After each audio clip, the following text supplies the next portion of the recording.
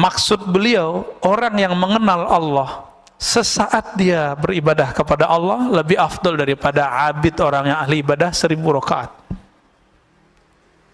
Begitulah wali-wali Allah, Pak. Wali-wali ini ada tingkatan-tingkatannya. Semakin tinggi tingkatannya, satu nafasnya lebih afdal daripada 1000 rakaat kita.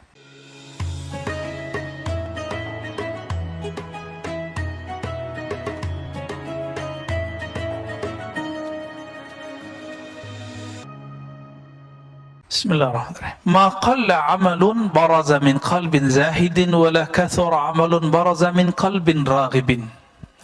Tadi berkaitan juga dengan apa yang saya katakan barusan. Amal itu bagus karena banyak kuantitas atau bagus karena kualitas? Sepakat? Karena kualitas. Sepakat ya? Baik. Apa kata beliau? Ma qalla amalun, tidaklah satu amal Allah nilai sedikit. Baraza min qalbi zahidin, jika amal itu tumbuh dari kolbu yang zahid, kolbu yang zuhud. Ciri-ciri kolbu yang zuhud, ketika dia takbir dia merasakan kebesaran Allah, dia nggak ingat dunia lagi. Sampai ruku, sampai sujud, sampai assalamualaikum. Ini udah nggak khusyuk, orang lagi ngaji, sholat syuruk. Kira-kira gimana tuh Pak hasilnya? Ya, nggak jelas hasilnya. Kalau ada ustadznya agak tersinggungan, bisa marah-marah dia Pak, ngelihat ada orang lagi sholat syuruk. Kecuali ustadznya bisa husnuzon, ya nggak ada masalah. Wala kathura amalun baraza min qalbin raghibin, sebaliknya satu amalan tidaklah disebut banyak jika muncul dari kolbu yang raghib, yang cinta kepada dunia. Ini saya ganti bahasanya sedikit. Ma qalla amalun baraza min qalbin arifin, tidaklah sedikit amalan jika bersumber dari kolbu yang arif, yang kenal kepada Allah. Wala kathura, sebaliknya tidak disebut banyak amal. Baraza min qalbin jahilin maridin, jika bersumber dari kolbu yang jahil, tidak mengenal Allah, marid, yang sakit. Ciri-ciri kolbu yang sakit apa? Salat itu adalah alazzu ghazair ruh. Salat itu adalah amalan paling lezat bagi ruh. Kalau salat Bapak sudah nggak nikmat, berarti kolbunya berpenyakit. Gimana? Punya penyakit nggak kolbu kita? Ada. Pasti banyak Pak, saya juga punya penyakit kolbu saya. Karena kolbu kita berpenyakit, nggak bisa menikmati. Seperti orang lagi sakit demam, nggak bisa menikmati makanan. Ada orang demam Pak bisa menikmati makanan? Nggak ada, nggak bisa kok menikmati makanan. Apalagi kalau sariawannya di mulut, waduh sakitnya bukan main.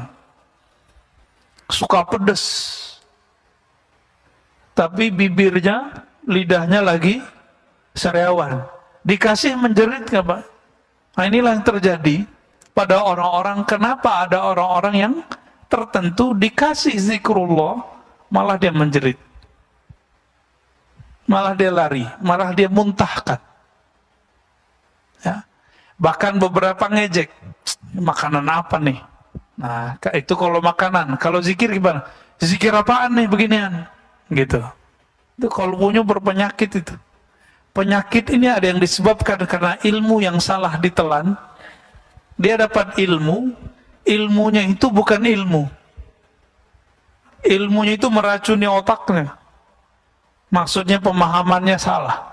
Dikira orang zikir begitu, itu dianggap sesat. Rusaknya di dalam. Ya,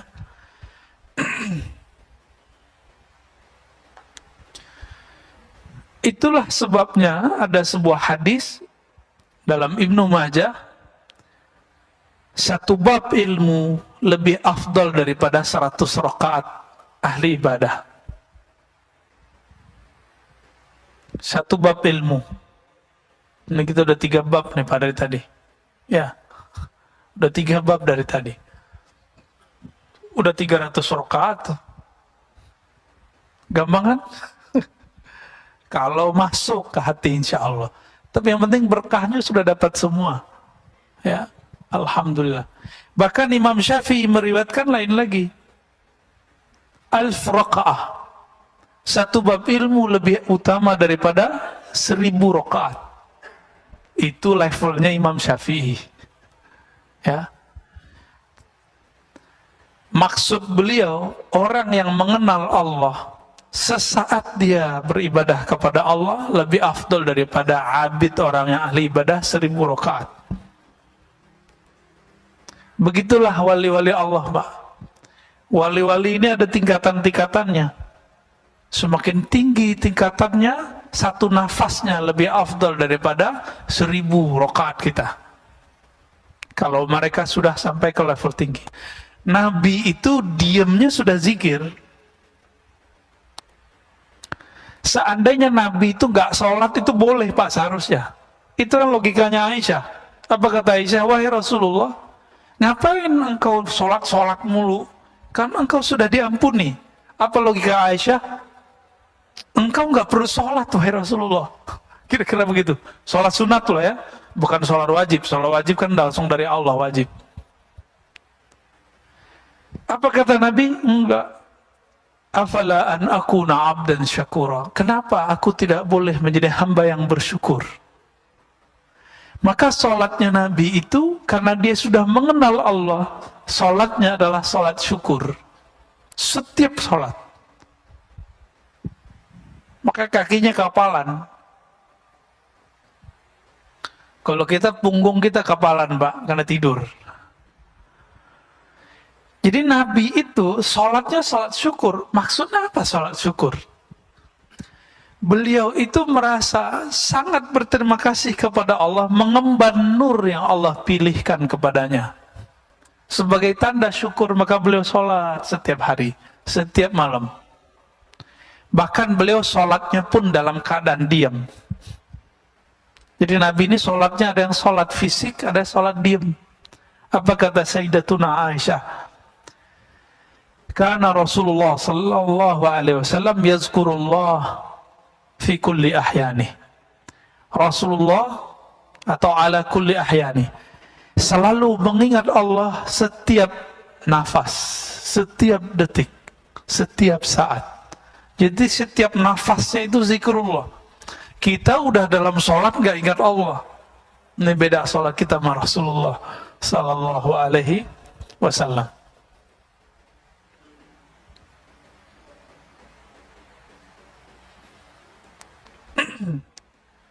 Dikatakan di sini Ibnu Mas'ud berkata, raqa'atan min zahidin alimin khairun min ibadatil muta'abbidin al-mujtahidin ila akhir dahr abadan sarmada.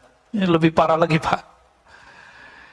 2 rakaat orang yang zahid, yang tidak cinta dunia, yang bahkan akhirat pun dia nggak minat, dia minatnya yang punya dunia dan akhirat. Alimin yang alim, mengenal Allah, lebih utama daripada sholatnya ahli ibadah sepanjang umurnya, sepanjang hidupnya. Ila akhir dahar, sampai kiamat nanti. 2 rakaat doang. Loh, kok bisa begitu?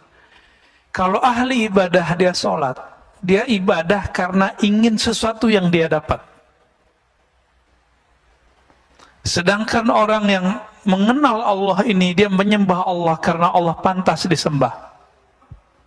Bapak puji saya 1000 kali, tapi karena pengen dapat sesuatu dari saya. Tapi ada di antara bapak ini berteman dengan saya cuma sebentar, tapi bertemannya benar-benar ingin jadi teman. Saya milih yang kedua apa yang pertama, Pak? Kalau bapak dikasih pilihan nih, pertama apa yang kedua? muji kita, Masya Allah. Tapi dia pengen sesuatu dari kita. Ya, pujian matre. Hamba-hamba yang muta'abbidin ini, ahli ibadah ini, dia pengen sesuatu. Inilah yang terjadi pada orang-orang yang puasa karena pengen sesuatu, zikir karena pengen sesuatu. Keinginan itu ada yang sifatnya materi, sholat, zikir karena pengen rezeki lancar, pengen sehat. Ada yang naik dikit, pengen tenang. Ustadz, saya pengen tenang.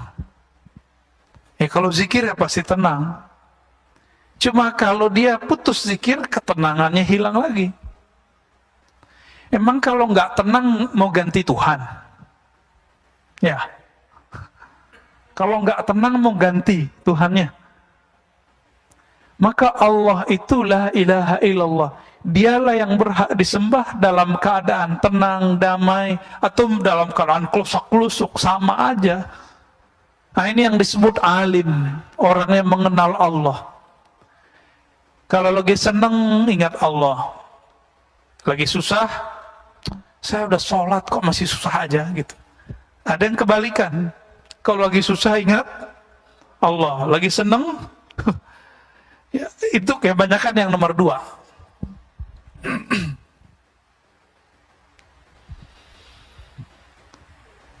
Sholawat juga gitu Pak. Orang sholawat sekarang apa? Sholawatlah kamu, kalau ngelihat Pajero sholawat, ngelihat Mercy sholawat, ngelihat BMW sholawat. Biar apa? Biar dapat matre semua. Jadi Nabi ini kan mandang kolbu kita juga, kan beliau sudah masuk ke alam ruhani. Maka beliau ngerti isi hati kita. Bahkan di masa beliau hidup, beliau mengatakan, uridat alayya a'malu ummati. Amal umatku sudah disetor semua kepadaku. Dari beliau hidup sampai beliau mau meninggal semua. Semua sampai akhirat nanti, Nabi sudah diperlihatkan semua. Jadi kita duduk begini, Rasulullah sudah dikasih unjuk dulu. Tinggal nanti dilurusin Pak niatnya. Maka kalau setiap kali duduk ngaji, diulang niat di hati, ya Allah, aku ingin belajar karena ingin mengenal Engkau. Karena ingin mendekat dan diri kepada Engkau. Itu sebabnya ulama Syafi'iyah selalu mengingatkan orang-orang kalau mau sholat, belakangnya harus ada niat lillahi ta'ala. Ini dibidahin sama kawan kita ya. Dia nggak ngerti tujuan ulama kita untuk apa. Kalau Nabi mah nggak perlu pakai usoli-usolian, nggak perlu pakai nawaituan. Kalau Nabi, sahabat Nabi nggak perlu, kita perlu Pak. Karena niat kita kadang tidak benar kepada Allah Subhanahu wa ta'ala. Kapan hamba-hamba Allah ini menyembah Allah? Karena Allah itu Tuhannya. Bukan karena dia ingin menuhankan dirinya. Bukan karena dia ingin mewujudkan hajat dirinya. Kapan itu terjadi? Sesaat saja kita ibadah karena Allah pantas disembah, bukan karena saya ingin ada hajat yang ditunaikan. Saat itulah kita menjadi hamba Allah yang hakiki. Inilah yang disebut zahid, ini yang disebut alim. Ini yang sering disalahpahami. Sayyidatuna Rabi'atul Adawiyah, perempuan yang sangat indah budi pekerti dan ruhaninya. Beliau ini pernah berkalam, kalamnya ini disalahfahami oleh orang-orang yang jahil. Apa kata beliau? Ya Rabb, ma'abadtuka raja'an lil jannati. Ya Rabb, tidaklah aku menyembahmu karena aku harap dapat surgamu.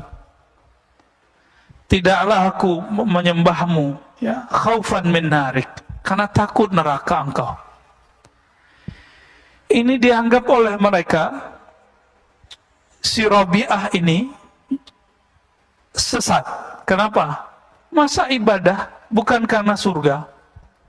Inilah orang jahil menentang orang yang alim. Di dalam Al-Quran itu ada 2 jenis surga Pak. Surga yang dikatakan oleh Rabi'ah itu surga syahwat. Hurain, ya dia sudah perempuan, dia nggak minat sama hurain.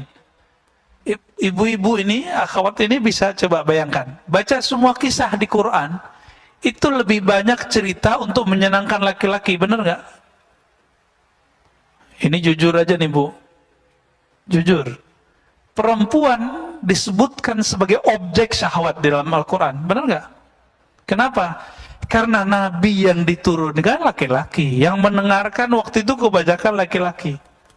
Maka tidak jarang perempuan bertanya, loh itu hurain, bidadari, kita punya bidadara nggak? Begitu kalau perempuan yang kritis. Pasti ada pertanyaan begitu. Pernah terbersit nggak ini ibu-ibu ini? Enggak ya? Kok nggak baca terjemahannya berarti ya? Tapi semoga sebagian memikirkan itu.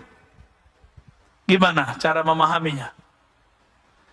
Maka Rabi'atul Adawiyah, karena dia sudah paham, di Quran semuanya begitu.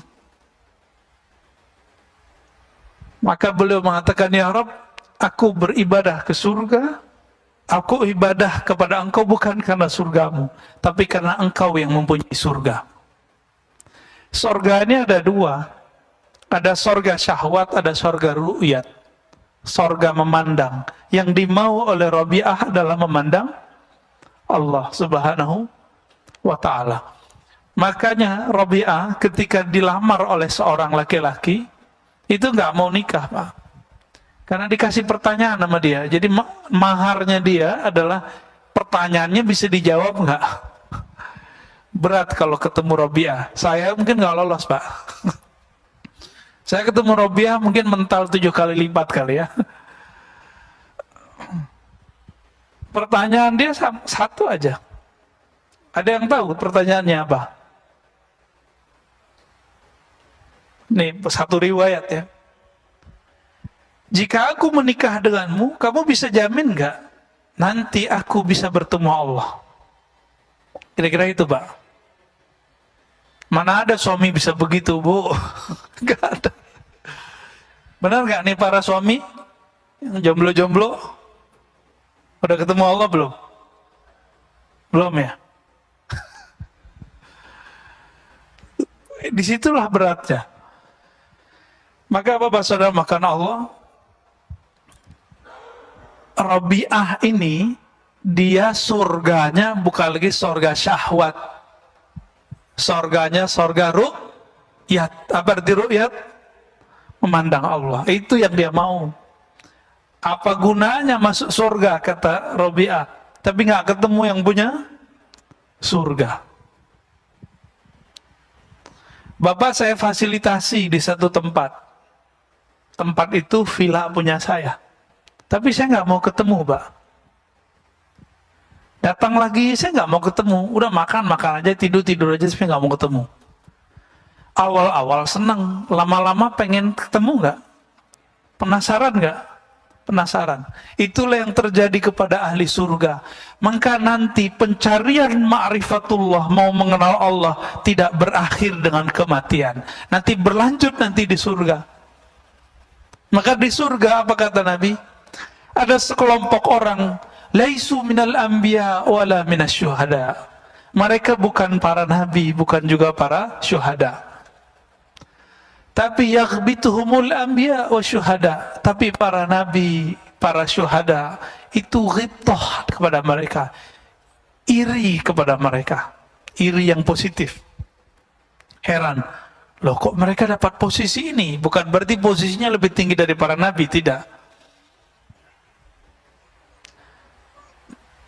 Lalu kemudian Allah ditanya, ya Rabb itu siapa ya Rabb? Yang tanya pastinya para nabi. Apa jawaban Allah Ta'ala? Mereka itu adalah orang yang saling menyayangi biruhillah, karena ruhullah. Ruhullah itu adalah cinta dan rahmat Allah Subhanahu wa Ta'ala. Bukan karena harta yang mereka bagi, bukan karena syahwat yang mereka punya, tapi karena ruhullah. Siapa yang cintanya karena Allah itu, nah inilah yang mereka nanti Allah bawa dengan kecepatan cahaya.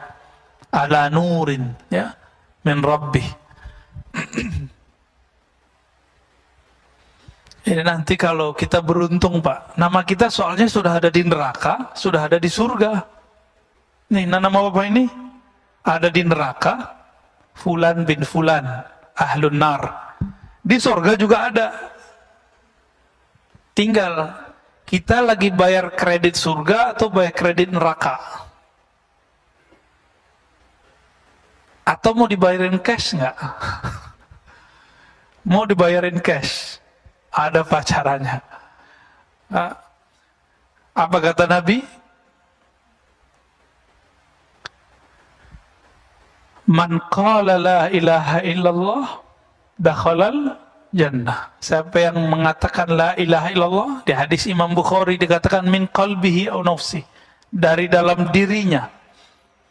Betul-betul lisannya sama dengan di dalam kolbunya. Lisannya baca la ilaha illallah, kalbunya mengatakan aku tidak menyembah kecuali hanya kepada Allah, aku tidak bergantung kecuali hanya kepada Allah. Nggak bergantung ke vaksin Pak, kita vaksin aja, tapi jangan bergantung kepada vaksin ya. Yang bikin vaksin juga lagi tengkar Pak. Ya benar nggak? Ya semua kalau udah dipolitisasi, Masya Allah ya begitu jadinya. Negara di mana-mana, bukan di Indonesia aja, di mana-mana ini sekarang lagi politisasi, karena ini bisnis yang luar biasa. Ini bikin kita terganggu kadang-kadang ibadah kita. Bapak saudara makan Allah, kita lanjut ke hikmah yang 55. Ini agak maraton nih, biar banyak dapat hikmahnya. Kenapa ada orang amalnya bagus? Dan bagusnya itu tertata rapi gitu, nggak ujuk-ujuk bagus tiba-tiba enggak. Ternyata beliau sudah menyebutkan itu terjemahan dari apa yang di dalam ruhaninya. Kata beliau radhiyallahu ta'ala anhu, husnul a'mali nata'iju husnul ahwal, wa husnul ahwal min at-tahaqquq fi maqamatil inzal.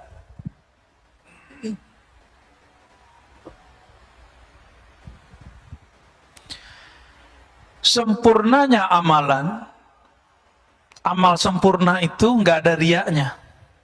Jadi jangan dibayangkan amal sempurna itu bagus rukun-rukun zahirnya saja. Sempurnanya amal tidak ada riak. Sempurnanya amal bukan karena kita ibadah karena pengen sesuatu. Ya.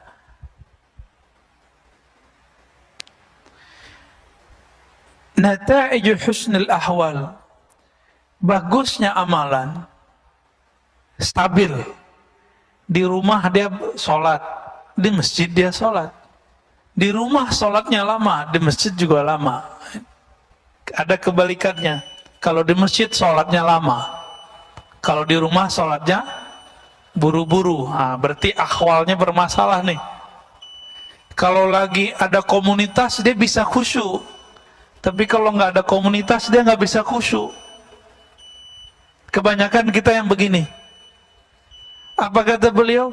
Kebagusan amalmu, kestabilan amalmu itu karena nata'iju husnul ahwal, karena buah dari bagusnya ahwal rohanimu. Apa ahwal rohani? Tidak ada riya, tidak ada ujub, tidak ada sombong. Udah 3 aja. Tidak ada riya, tidak ada ujub. Apa arti ujub? Saya kagum dengan diri saya sendiri. Kalau riya itu saya kagum dengan amal saya. Beda nggak? Itu beda ujub sama riya. Berada kakak ya? Kalau riya, saya takjub dengan amal saya. Kalau ujub, takjub dengan diri. Sumber takjub itu kibir, sombong. Sikap dia disebut dengan takjub. Kalau dia tunjukkan kepada orang namanya takabur. Takabur itu sifatnya iblis. Maka orang yang bertakabur, dia sudah jadi setan walaupun pakai serban. Ciri-ciri orang sombong gimana? Iblis itu rasis, Pak. Dia bicara asal-usul. Khalaqtani min nar wa khalaqtahu min tin. Ya Rabb, saya ini asal-usul saya lebih mulia dari Adam. Saya dari api, Adam dari tanah. Maka siapa saja dari antara yang hadir ini merasa sukunya lebih baik dari suku yang lain, itu iblis di dalam dirinya, maka dia jadi setan. Siapa yang merasa amalnya lebih utama dari yang lain, iblis itu dulu diizinkan ibadah per langit, naik langit 1, langit 2, langit 3, sampai kemudian diizinkan Allah memimpin ibadah di langit ke-7. Di langit ke-7 kan ada Ka'bah, Pak. Ka'bah putih namanya, ya, Al-Baitul Ma'mur disebut di Quran. Yang di bawah kan Baitullah, di atas namanya Al-Baitul Ma'mur. Sebenarnya di beberapa riwayat langit keempat itu juga ada Baitul Arwah, cuma riwayatnya tidak terlalu sharih, ya. Yang paling sahih di Bukhari Muslim, di bumi lo ada di langit ke-7. Nabi Ibrahim lagi di sono, Pak. Nabi Ibrahim lagi di sana. Maka kalau ada orang ngaku naik ke langit, nggak ketemu Nabi Ibrahim di langit ke-7, bohong dia. Ya. Banyak, ya, ada beberapa tokoh-tokoh spiritual belagu ngomong, saya nyantri di langit sekian tahun. Cek aja, ketemu gak ente sama Nabi Adam di langit pertama? Ketemu gak ente sama Nabi Isa di langit kedua? Kalau enggak, halu. Banyak orang halu itu hari ini. Serban bukan jaminan orang punya tingkatan tinggi. Kan nggak ada hadis sahih mengenai keutamaan serban orang yang tinggi. Tapi kalau habaib emang disunnahkan pakai serban, Pak, supaya tidak salah lihat, terutama kalau dia guru. Begitu dalam fatwa ulama-ulama Hadramaut. Jadi jangan suuzon juga kalau ada habaib pakai serban. Ya, itu dia lagi jaga nasabnya itu. Perintah dari guru-gurunya di Hadramaut. Ya.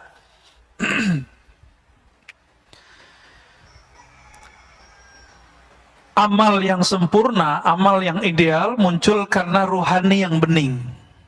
Ya. Rohani yang bening itu minat tahaqquq fi maqamil inzal. Ya. Itu hadiah, buah daripada tahaqquq. Apa arti tahaqquq? Usaha untuk istiqamah menapaki jalan-jalan rohani. Jadi kalau berguru sama seorang syekh, jangan lihat dia hari ini, lihat dia yang masa lalu. Karena syekh itu sekarang kayak Imam Malik tadi. Imam Malik itu setiap malam mimpi ketemu Nabi, Pak. Mabitu lailan illa ra'aitun nabiyya sallallahu alaihi wasallam. Tidaklah aku tertidur kecuali aku memandang kepada Rasulullah sallallahu alaihi wasallam. Siapa itu Imam Malik? Ada kita yang begitu. Nah, itu baru benar tuh. Itu layak dijadiin guru. Bisa berkoneksi dengan Sayyidina Nabi sallallahu alaihi wasallam. Nah, inilah rahasia. Mursyid itu ruhaninya nyambung dengan Nabi. Ini jadi mursyid, mimpi ketemu Nabi aja belum. Jadi wakil talqin, mimpi ketemu Nabi aja belum, apalagi ketemu secara rohani. Banyak, Pak, fakta-fakta begitu hari ini. Tapi mau gimana lagi, ini zaman sudah begini. Zaman sudah begini. Jadi pinter-pinter saja berguru, ya. Kolbu kalau sudah dilatih, apa makom pertama latihan kolbu? Latihan tobat. Itu awalnya. Jadi orang ini, dia sudah bertahun-tahun dia tobat. Itu sebabnya para masyayikh kita dulu punya amalan namanya sholat sunnah taubat. Dibid'ahkan lagi sama kawan kita, ya. Nggak paham juga dia.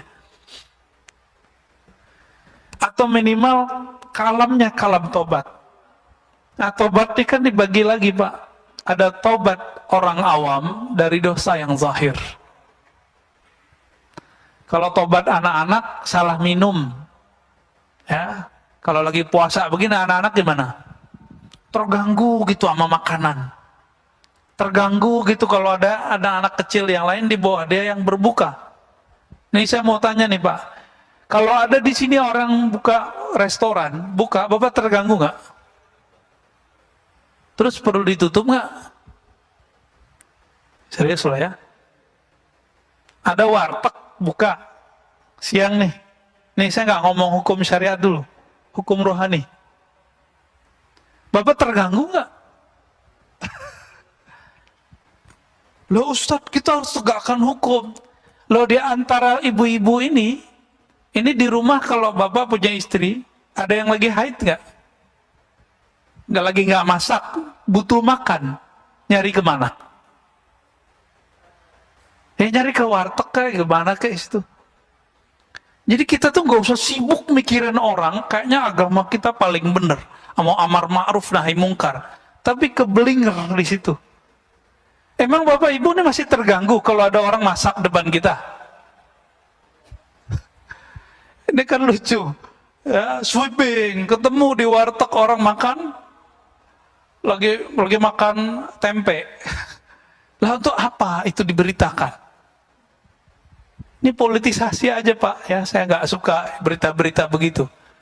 Ini saya mau nanya lagi, Bapak terganggu nggak kalau saya makan minum di sini? Oh, benar itu dah. Terus untuk apa itu dibuka? Apa ditutup, di sweeping? Nggak perlu, biarin aja mereka pakai adab ya. Jadi kalau mau bukain di jam sekian, bilang gitu. Ya, kok jam 12 kayak gitu. Tutup depannya. Nggak perlu pakai sweeping Pak kalau orang udah puasa. Tapi kalau anak-anak, iya, anak saya itu bawa teman-temannya di depan rumah.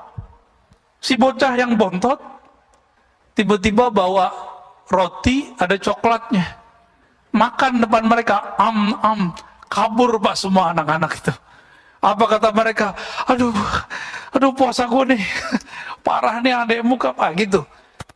Itu puasa anak-anak, di depan saya masih anak-anak kan nih. Nah ini kita kalau ngomong hikam Pak ya. Tapi kalau pemerintah mau memutuskan misalnya tutup, ya gak apa-apa juga, gak masalah.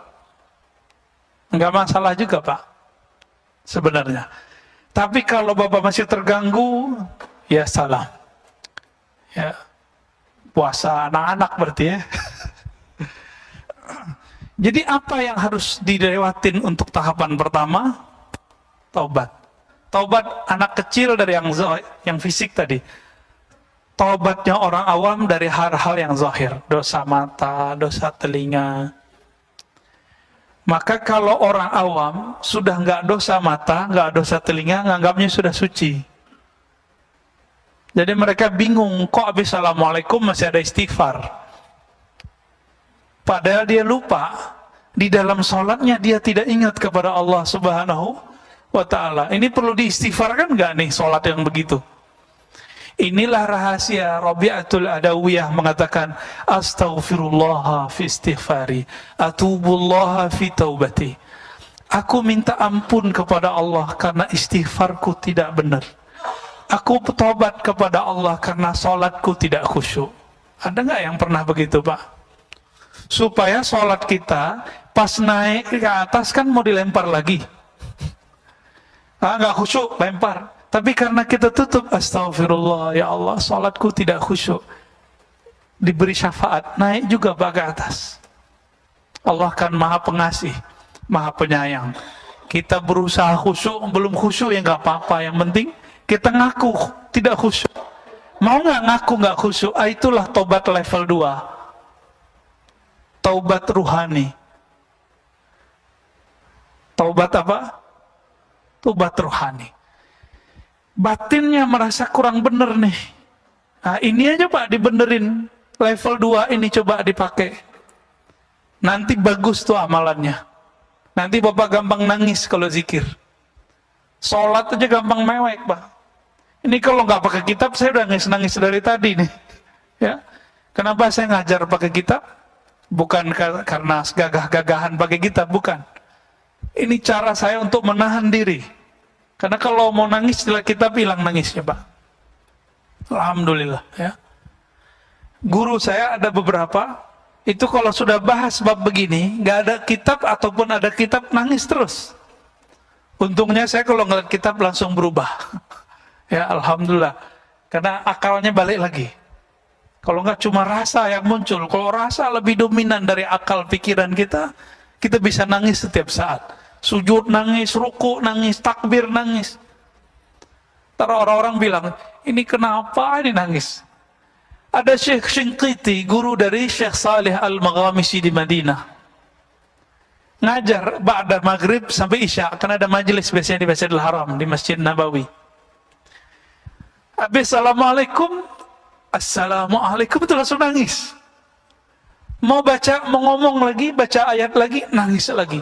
Jadi ceramahnya dari awal maghrib sampai menjelang isya itu nangis, Pak. Mau ngomong lagi, nangis lagi. Mau ngomong lagi, nangis lagi. Nangislah semua orang yang di depan. Begitu mereka kalau ahwal rohaninya datang.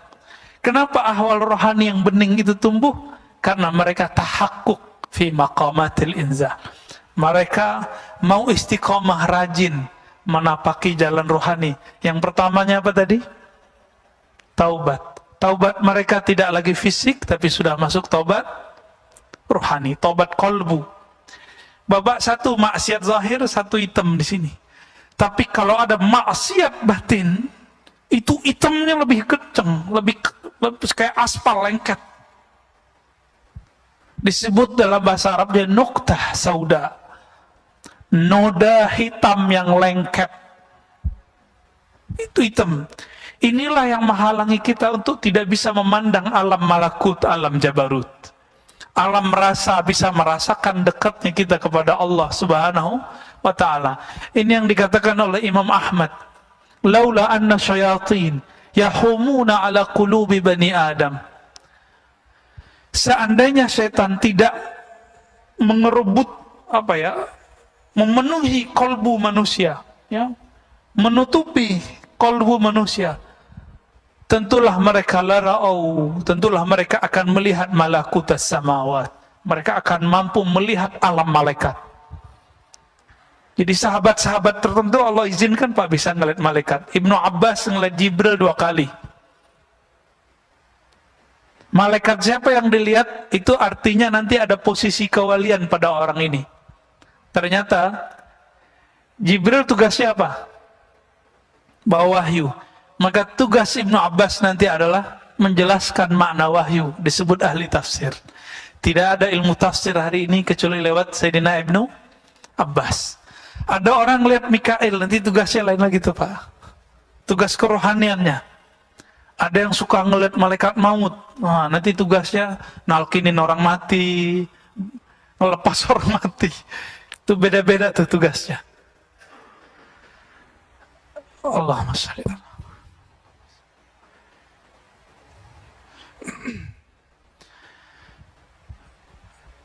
Oleh karena itu, Bapak salamakan Allah, seandainya Allah bersihkan kalbu kita, mungkin tidak ada hari kecuali kita menangis di hadapan Allah Subhanahu wa ta'ala.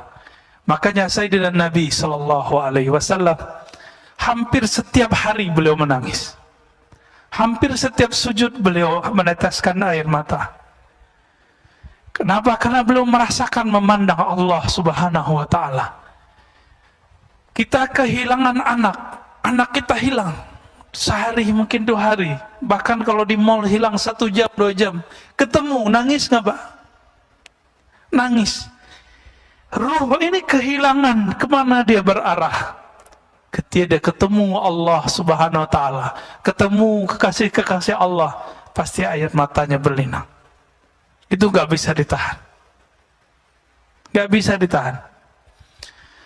Semoga Allah mengistiqomahkan kita menapaki jalan rohani, jalan istiqamah, jalan taubah. Amin ya rabbal alamin. Wassallallahu ala Muhammad. Ada mau diskusi Pak? Tafadhal. Tema kita adalah tentang kepada siapakah kita berguru. Orang sering menyebutnya mursyid, murabbi, kiai, ya, pembimbing rohani. Siapakah karakter pembimbing rohani yang ideal? Guru banyak, tapi yang bisa menghantarkan kita kepada Allah itu tidak banyak. Maka beliau memberikan rumusannya minimal ada 2. Jadi banyak kriteria guru yang bisa membuat kita menjadi wasil ilallah, sampai ke hadirat Allah Subhanahu wa ta'ala. Sampai itu bukan berarti kita pindah-pindah. Allah itu kan maha dekat. Nah, guru yang begini bisa menghidupkan kalbu kita sehingga merasakan kedekatan dengan Allah Subhanahu wa ta'ala. Siapakah orangnya? Imam Nataillah Sakandari qaddasallahu sirrahu yaqul, la tashab. Janganlah engkau bersuhbah, berguru. Berguru yang betul-betul dijadikan sebagai panutan lahir dan batin kita. Man la yunhiduka haluh. Siapa yang halnya, hal itu kondisinya, baik zahir ataupun batinnya, perubahan-perubahan pada si guru ini, la yunhiduka, tidak membuat ruhanimu bangkit. Jadi ama guru yang begini, bersama beliau, membersamainya beberapa saat, membuat kita kemudian bangkit dari kemalasan kita beribadah kepada Allah Subhanahu wa ta'ala. Itu yang pertama. Dan yang kedua, wala yadulluka 'ala Allahi maqaluh. Mursyid itu level syarat keduanya adalah makalnya, kalam-kalamnya, baik kalam lahirnya ataupun kalam batinnya, yadulluka 'ala Allah, menunjukkan kamu jalan kepada Allah. Maka yang tidak masuk kepada kedua kategori ini cukup dijadikan sebagai penceramah aja. Oh, itu ustadz pengajar di masjid saya, tapi bukan dijadikan sebagai panutan lahir batin. Jadi man huwal mursyid al-kamil, siapakah mursyid yang ideal? Pertama, halnya dia membuat kita bangkit. Yang kedua, makalnya, kalamnya dia membuat kita teringat, terarah kepada Allah Subhanahu wa ta'ala. Sekarang orang mencari mursyid, mencari guru, tapi dihadapi 2 hal ini. Yang pertama, orang yang baru hijrah. Apa yang didapat? Oh, yang penting ustadznya ngomong Quran Sunnah. Belum tentu semua orang yang mengutip Quran dan Sunnah, kalamnya itu membangkitkan isi kolbu dan menunjukkan kepada Allah. Belum tentu. Siapa tahu dia bersembunyi dengan dalil-dalil itu dalam keegoannya. Bisa jadi. Dia bersembunyi dengan kalam-kalam mulia Al-Quran dan Sunnah untuk membenarkan pendapat pribadi dan kelompoknya. Orang ini belum masuk. Ada juga yang halnya itu dibuat-buat. Dibuat-buat nangis, dibuat-buat kayak tawadu, penampilannya juga nggak natural, ya. Dibuat-buat seakan-akan dia seorang syekh, jadi badut. Banyak sekarang mursyid badut, syekh yang bawa thariqat sufi kah, majelis zikir kah, majelis salawat, tapi kayak jadi badut. Apa maksudnya? Badut itu gimana Pak? Itu asli muka dia nggak begitu? Enggak. Sama, dia memerankan aja. Nanti kalau dilepas, hilang. Maka jangan berguru karena penampilan seseorang. Bergurulah karena hal ruhaninya. Nah, hal ini pemberian dari Allah Subhanahu wa ta'ala. Jadi nggak bisa dibuat-buat, Pak. Nggak bisa dibuat-buat nangis. Nggak bisa dibuat-buat tersentuh, nggak bisa. Emang dari sononya sudah begitu.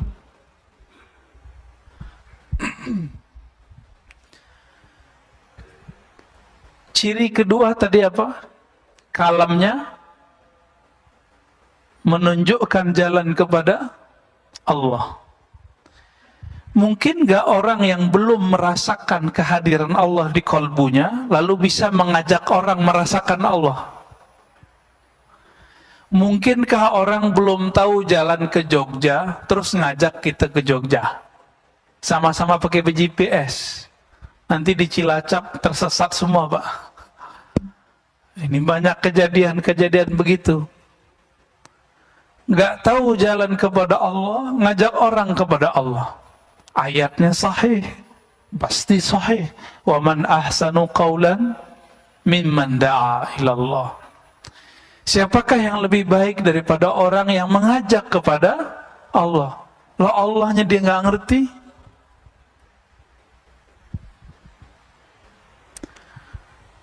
Maka ada tipe sekarang yang kedua, orang-orang mencari, kalau tadi yang penting ada Quran sunnahnya, yang kedua, yang penting ada zikirnya. Tidak semua guru yang mengajarkan zikir itu mengajak kepada al-mazkur. Al-mazkur itu yang diingat. Siapa yang diingat? Allah. Ada yang ngajaknya biar sakti. Jadi hati-hati Pak. Belajar ilmu kerohanian harus jelas sanadnya. Kalau enggak nanti diajak kita belajar ilmu kesaktian, ilmu kanuragan. Jadi enggak zikir jadinya. Nih baca ini biar kamu enggak tembus sama orang. Baca ini biar kamu enggak kelihatan sama orang. Baca ini biar jualannya laku. Baca ini supaya semuanya agar sampai kepada maksud diri, bukan kepada Allah Subhanahu wa ta'ala.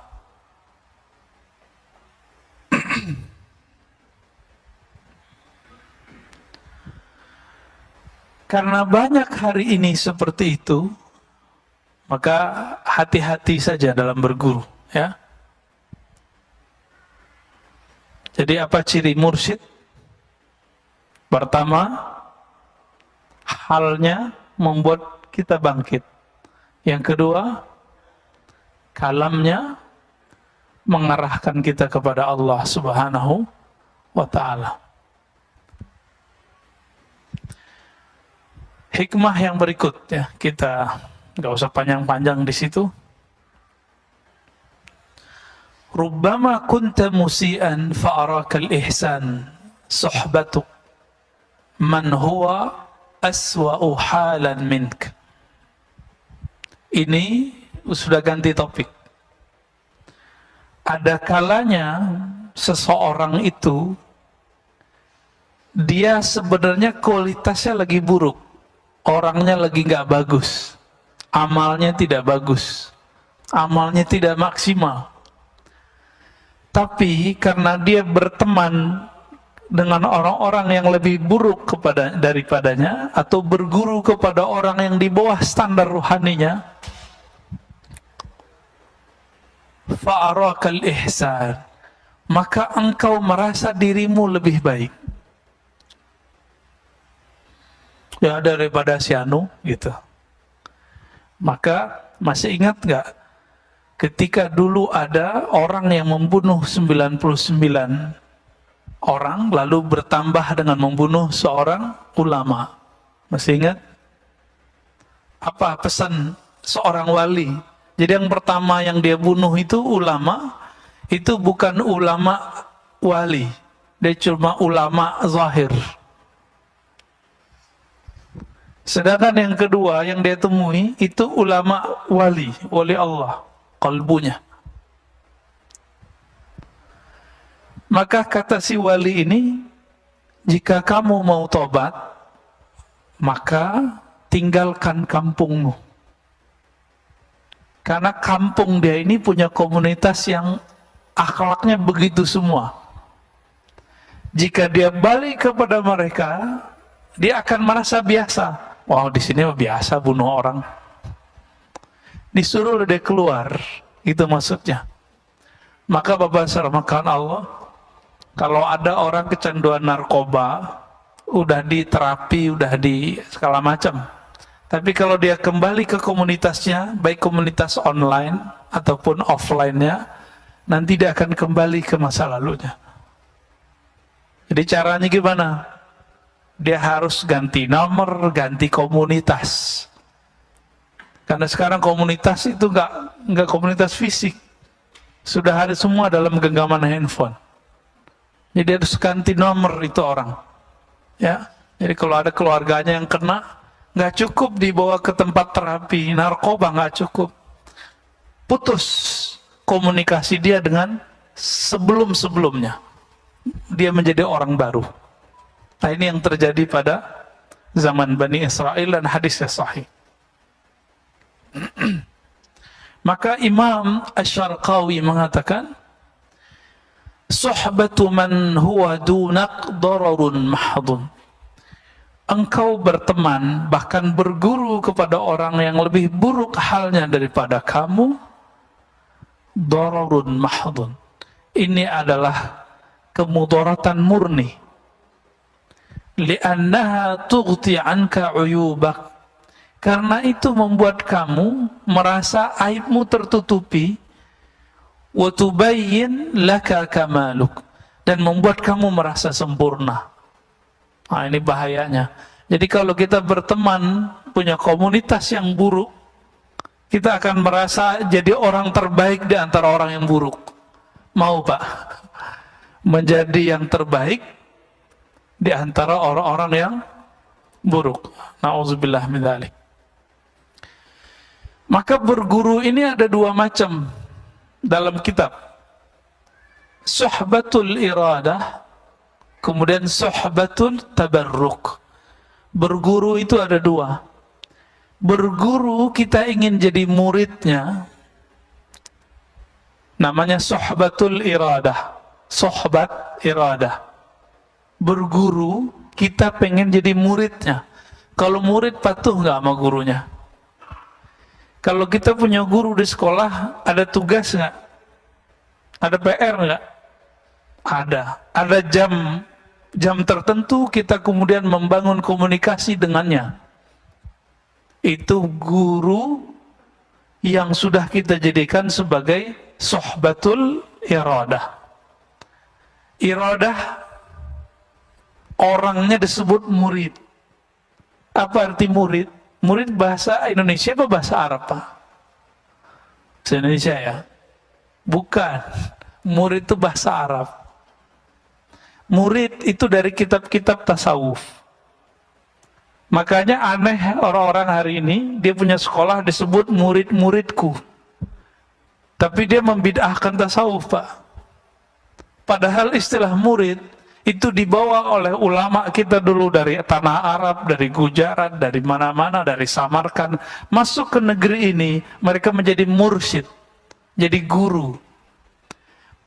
Orang-orang yang belajar kepada beliau disebut dengan murid. Suhbatul murid. Datang Maulana Ibrahim As-Samarkandi ke Indonesia. Pertama ke Campa, kemudian ke Palembang, lalu beliau ke Makassar, terus beliau ke Tuban. Itu orang-orang yang ditemuinya itu jadi muridnya. Jadi muridnya. Maka sekarang kita lihat, keturunan Arab di Indonesia minimal ada 2 gelombang besar. Pertama, gelombang awal, ya. Tahun 1300-an, tahun 1400-an. Itu Syekh Ibrahim As-Samarkandi di Tuban.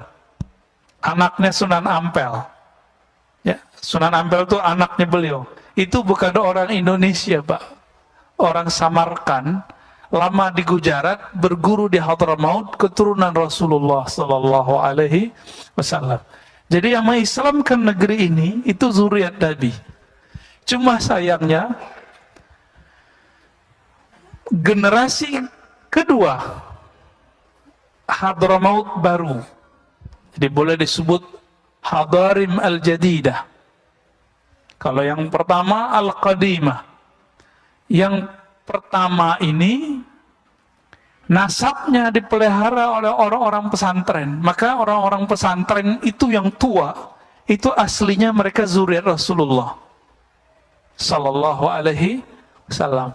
Gelar Gus itu ganti dari Sayyid, Pak. Maka nggak boleh sembarangan gus-gusan, ya, gawagis, gus, terjadi gugus, guguk, ya, hati-hati. Itu gelar kalau kita bukan anak kiai jangan pakai deh. Itu sama kayak Raden, sama kayak Andi kalau di Makassar, ya, mirip-mirip itu. Jadi kalau bukan keturunan itu jangan dipakai. Oh, orang manggil kita Gus, bilang saya bukan anak kiai. Oh, ilmu saya lebih tinggi dari anak kiai, itu urusan lain. Itu urusan lain, ya. Keturunan beliau-beliau inilah yang kemudian sampai ke pendiri Nahdlatul Ulama Hadratus Syekh Hashim Asy'ari. Walaupun saya bukan orang yang hidup di komunitas itu, tapi ayah saya bilang, nama kamu dulu diambil dari nama beliau. Maka nama saya belakangnya ada Hashimnya. Ya, alhamdulillah. Itu semua keturunan dari sana, Pak. Keturunan Syekh Ibrahim As-Samarkandi. Ya, nanti turunnya ke Sunan Ampel ke Sunan Bonang, terus sudah kemana-mana. Baik muridnya ataupun keturunan nasabnya. Yang belakangan ini, karena komunitasnya lebih kuat, ilmu sanadnya lebih kuat, ilmu nasabnya lebih bagus. Akhirnya nasabnya dijaga dalam nama Rabithah Alawiyah. Jadi kalau orang Rabithah Alawiyah ini ngerti, dia pasti tidak akan pernah mengingkari yang sebelumnya. Cuma dia akan ngomong, kami nggak bisa mengetahui nasabnya secara detail. Gitu aja ngomongnya. Jangan ingkar, Pak. Kualat nanti. Karena belum ada apa-apa mereka, sudah dahuluan generasi pertama. Ya.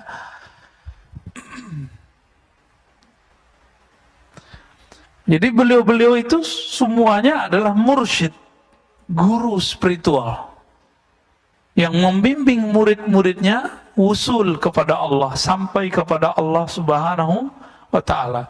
Syekh Ibrahim membimbing Sunan Ampel, Sunan Ampel membimbing Sunan Bonang, Sunan Bonang bimbing Sunan Kalijaga. Cuma kan kalau cerita-cerita yang ada kan, ceritanya agak aneh-aneh tentang Sunan Kalijaga ini, ya.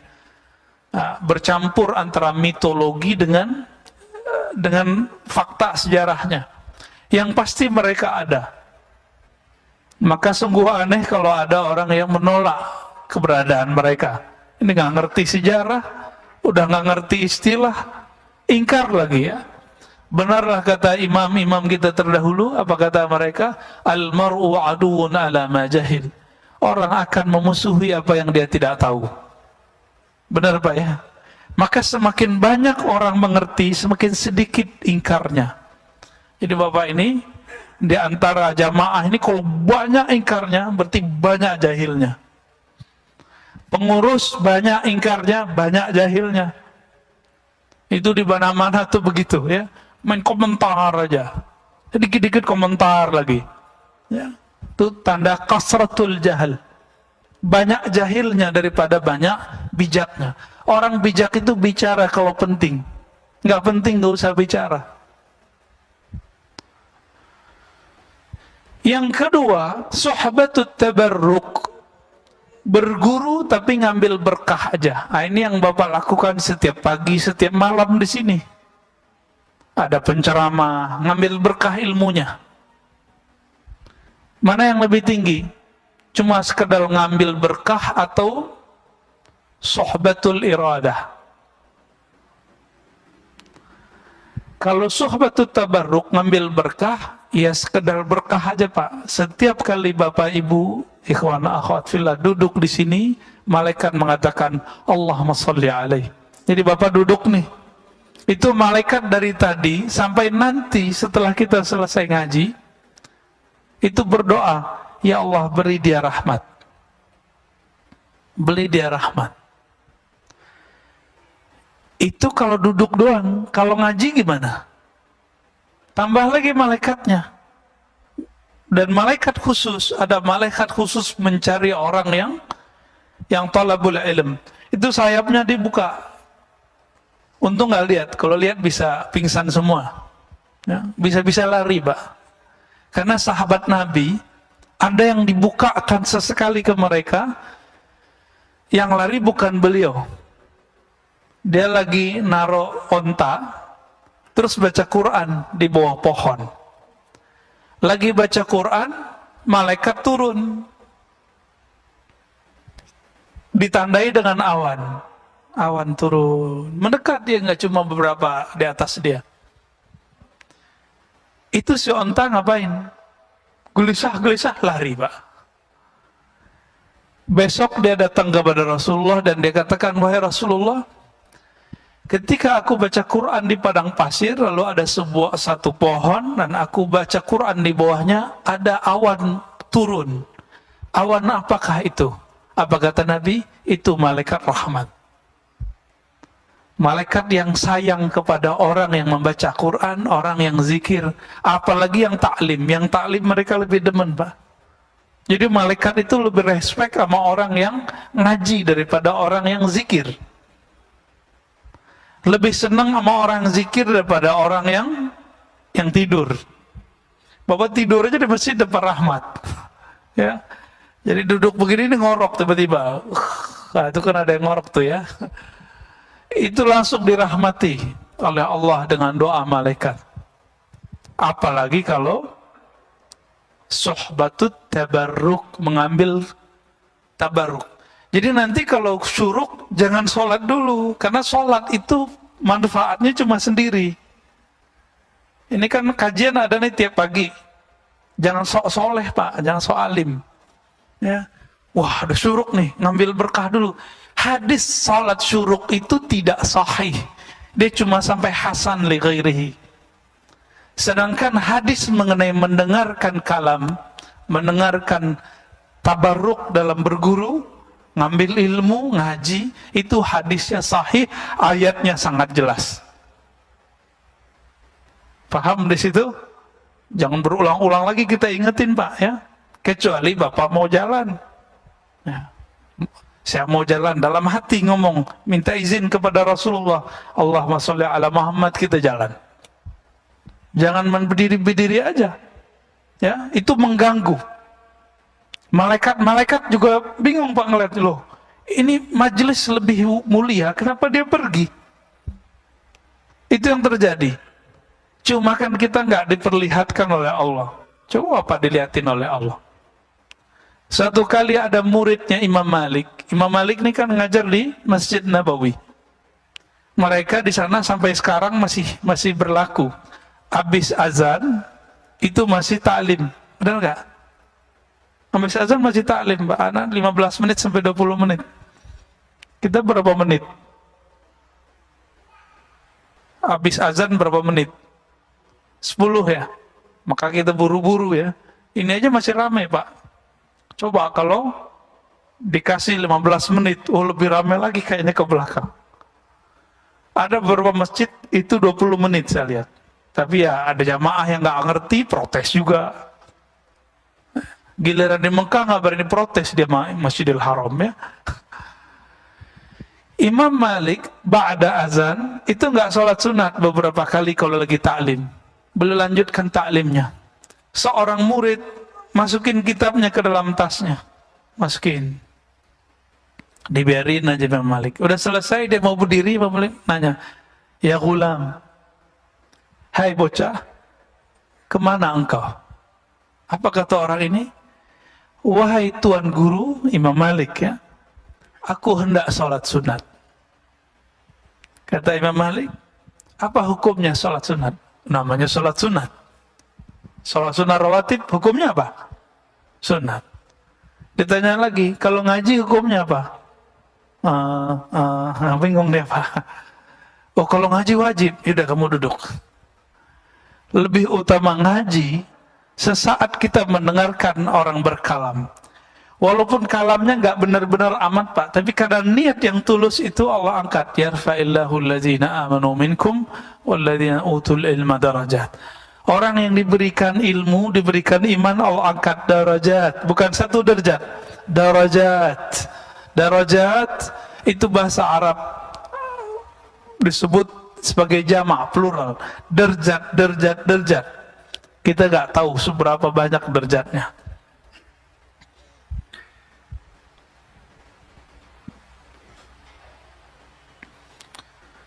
Nah, kebanyakan kita baru berguru sebatas sohbatut tabarruk. Berguru ngambil berkah. Benar ya? Belum ketemu kan guru yang ngasih PR zikir?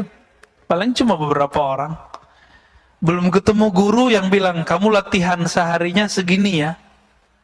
Namanya berguru.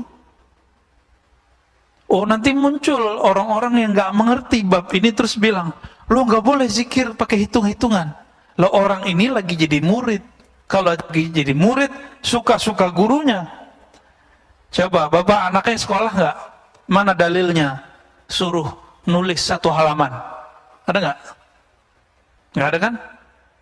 Sekarang dalilnya apa? Anak sekolah yang nonton YouTube. Tontonlah YouTube dengan link ini kan? Mana dalilnya?